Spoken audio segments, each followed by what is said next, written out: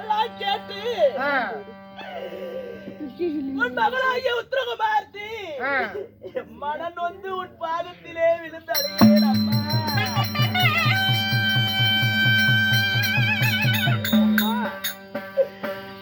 அப்பாவும் இந்த மத்திய தேசத்தில் இருக்கக்கூடிய அரசர் எல்லாம் வடகோடி பாரிசமாக எதிரிகள் வருவார் என்று சண்டைக்கு போயிட்டாங்க. இப்ப பெண்கள் அனைவருமே இந்த மத்திய தேசத்தில் இருக்கிறோம் அம்மா.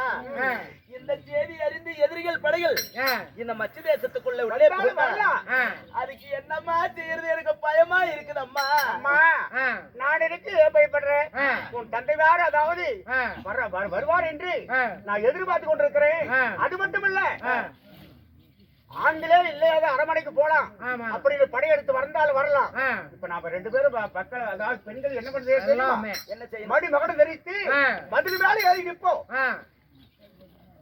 அரசனை போல் ஒரு ஆண்களை போல் மணிமகனும் தரித்து அரசர் அணியக்கூடிய ஆடையெல்லாம் இந்த பெண்கள் அணிந்து மதில் சுவர் மேல் ஏறி நின்று பார்ப்பவருக்கு மத்திய தேசத்துல இன்னும் அரசரெல்லாம் இருக்கிறாங்க, நாம சண்டைக்கு போக கூடாது அப்படின்னு எதிரி படைகள் அஞ்சுவாங்க.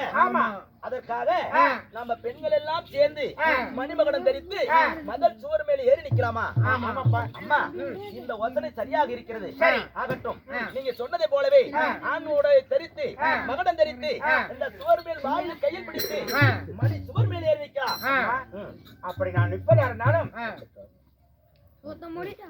ஏறி நிக்கலாம்.